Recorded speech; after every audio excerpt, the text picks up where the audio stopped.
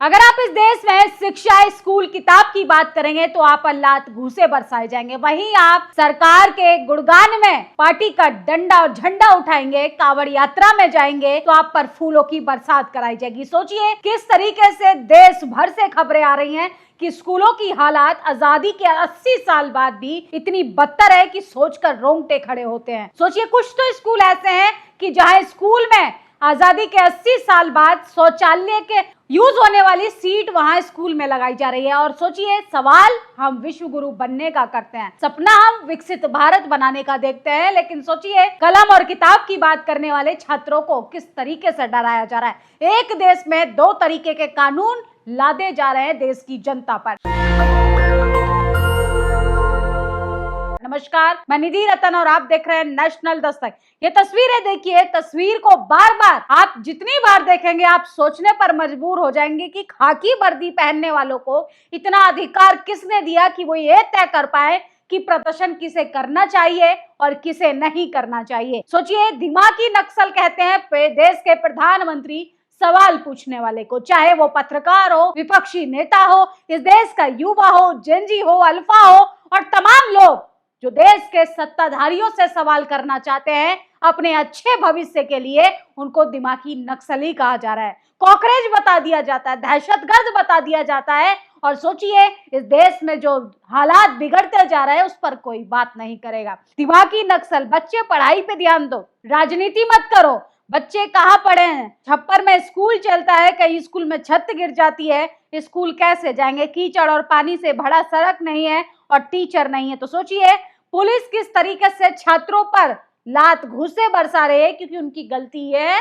कि वो अपने लिए एक अच्छा स्कूल चाहते हैं। स्कूल में जल चाहते हैं, नल चाहते हैं और पढ़ाने वाला टीचर चाहते हैं। और सोचिए जो घर से लेके स्कूल तक का जो सड़क है वो भी इतनी टूटी होती है कि उस पर भी सवाल पूछेंगे तो आपको दिमागी नक्सल कह दिया जाएगा। आजादी के 80 साल बाद भी किस तरीके से लगातार सत्ताधारी लोग होर्डिंग बैनर पर तो विकास दिखाते हैं, लेकिन सोचिए जमीनी हकीकत कैसे विकसित और विश्व गुरु वाले डंकापति प्रधानमंत्री की फजीहत कर रही है। वारे दरोगा जी, गजब बहादुर, आप बच्चों को लात मार रहे हैं, इसके लिए तो आपको गोल्ड मेडल मिलना चाहिए। महोबा में पुलिस ने छात्रों पर लात मारकर उठाया स्कूल, बच्चों ने खराब रास्ते जल भराव से होकर जाम लगा दिया गया था। जाम लगा दिया गया था, ये चैनल की हेडलाइन है। सोचिए प्रदर्शनकारियों को किस तरीके से कहा जा रहा है कि वो जाम लगा रहे थे। इस देश में ऐसी ऐसी तस्वीरें आती हैं कि सड़क ना होने की वजह से कंधों पर लटका कर ले जाया जाता है मरीज को। गर्भवती महिलाओं को किस तरीके से चारपाई पे लाद कर अस्पताल पहुंचाया जाता है, क्योंकि सड़क की कोई सुविधा नहीं है, शिक्षा की कोई सुविधा नहीं है, अस्पतालों की कोई सुविधा नहीं है। और किस तरीके से इन तमाम खबरों को टीवी अखबार दरकिनार कर देता है और कैसे सवाल पूछने को दिमागी नक्सल बता दिया जाता है। कुछ अच्छा करने के लिए अगर कोई नियम तोड़े तो वो जरूरी भी हो सकते हैं, इसमें दिक्कत कहाँ आ रही है? वैसे भी जिस तरीके की सरकारें अपनी जिम्मेदारी से भाग रही हैं उसके हिसाब से हर इंसान को अपने आप में सब कुछ करना पड़ेगा। तो देश के ये हालात हो गए हैं कि अभिजीत दीप के, सोचिए अमेरिका से आकर इस देश की शिक्षा पर बात कर रहे हैं। शिक्षा में हो रही धांधली से बात शुरू हुई और अब स्कूलों की जर्जर हालत पे आ गई। और बात पता क्या चली कि इस देश में जो होर्डिंग बैनर पर विकास दिखाया जा रहा है वो तो कई साल पहले दम तोड़ चुका है। और अभिजीत दीपके को किस तरीके से डराया जा रहा है कि कहां से फंडिंग होती है, कहां से पैसा आता है, लेकिन ये तस्वीरें आपको कोई नहीं दिखाएगा कि शिक्षा में किस तरीके से धांधली होती है, स्कूलों की कैसे जर्जर हालत है। सवाल पूछने वाले को आप लात घूसे मार रहे हैं, प्रशासन को आगे कर डरा दिया जाता है। लात से मरवाने वाले सरकार से छात्र क्या ही उम्मीद कर सकते हैं। फिलहाल चिंता मत कीजिए, अगले वर्ष आपको भी इन्हीं से वोट मांगने आना है, फिर जनता आपको गांव में घुसने भी नहीं देगी। इन पुलिस कर्मियों को तुरंत सस्पेंड करना चाहिए। तो किस तरीके से महोबा की पुलिस जो है वो छात्रों पर किस तरीके से अपना दबदबा दिखाती हुई दिखाई दे रही है। तो सोचिए छात्रों का गला पकड़ा जा रहा है, उन पर लात घूसे मारे जा रहे हैं। तो तमाम लोग लिख रहे हैं कि ये पुलिस ये तो हिटलर के टाइम जैसी भी नहीं है, उससे भी खतरनाक हो गई है। किस तरीके से पेश आ रही है, क्या ये तमाम सवाल पूछने वाले देश के नागरिक नहीं हैं? किस तरीके से मजाक बना दिया जाए। झुकती है दुनिया, झुकाने वाला चाहिए। सीजेपी का इम्पैक्ट ऐसा हुआ कि तमाम स्कूलों में जाकर तमाम अधिकारी जो हैं अब जांच कर रहे हैं, हालात जो हैं उनको सुधारने की कोशिश कर रहे हैं। यही काम सरकार ने किया होता तो आज देश के हालात इतने बदतर नहीं होते। सोचिए, आजादी के 80 साल बाद भी देश के हालात है कि शिक्षा पर बात करनी पड़ रही है हमें। यहाँ पूरी दुनिया टेक्नोलॉजी पर बात कर रही है, जहाँ पर अलग अलग इन्वेंशन हो रहे हैं, आविष्कार हो रहे हैं, वहां पे हम लोग क्या कर रहे हैं कि सवाल पूछने वालों के अकाउंट सस्पेंड कर रहे हैं, उनसे सवाल पूछने वालों को डराया जा रहा है, ईडी सीबीआई को भेजकर डर बिठाया जा रहा है, प्रशासन को आगे कर दो। छोटे बच्चों पर सोचिए प्रशासन किस तरीके से लात घूसे बरसाकर उनको डराने की कोशिश कर रहा है। कावड़ियों के आगे सिर झुकाने वाली पुलिस छात्रों को लात मार रही है, क्योंकि ये विकसित भारत का सपना देख रहे हैं। ये विश्व गुरु वाले देश की तस्वीरें हैं कि जहां पर आप धर्म का डंडा झंडा उठाकर मस्जिद के बाहर नंगा नाच कीजिए, दलितों को पीटिए, आप लगातार एट्रोसिटी को बढ़ाते रहिए तो तमाम लोग खुश होकर ताली बजाएंगे कि अरे हमें तो भेदभाव खत्म करना है।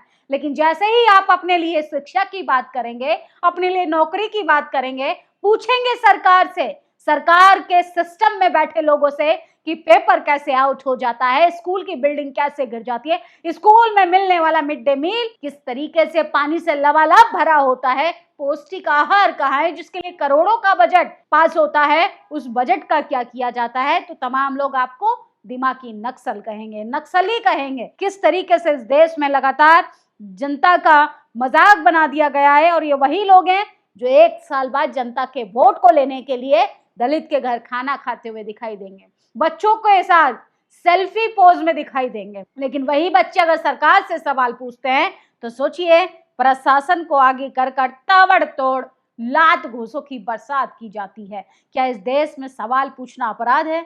अगर अपराध है तो हर एक उस नागरिक को अपराधी की कैटेगरी में डाल देना चाहिए जो इस देश से प्यार करता है, जो इस राष्ट्र से प्यार करता है, जो चाहता है कि ये देश वाकई में विश्व गुरु बने।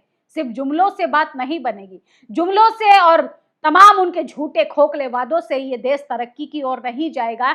स्कूल की हालत इतनी जर्जर है कि जब तक आप उसको ठीक नहीं करोगे, उसकी अकाउंटेबिलिटी नहीं लोगे, इस देश का टीवी अखबार देश को बर्बाद करने के बजाय देश के हालातों पर सवाल जिस दिन सरकार से पूछेगा, उस दिन देश के छात्रों को, देश के जेनजी को, अल्फा को, उन तमाम बच्चों को जिनको स्पोर्ट्स में काम खेलना चाहिए था, जिनको अपने टैलेंट को दिखाने निखारने का समय था, वो बच्चे सड़कों पर आकर इस सिस्टम से, इस नाकाम सिस्टम से, इस नाकाम होने वाले सिस्टम से सवाल पूछ रहे हैं कि सड़क क्यों नहीं है, स्कूल क्यों नहीं है, स्कूल में टीचर क्यों नहीं है, टीचर है तो पढ़ाने क्यों नहीं आ रहा। और सोचिए सवाल पूछने वाले को कहा जा रहा है ये दिमागी नक्सल है। कितने लोगों को दिमागी नक्सल कहकर डराने की कोशिश करोगे, कितने लोगों को चुप कराया जाएगा। लेकिन सरकार को अब पूरे तरीके से बैकफुट पर आने के बाद जवाब देना चाहिए और देश के प्रधानमंत्री को शायद अब तो प्रेस कॉन्फ्रेंस करनी चाहिए कि देश के स्कूल जो हैं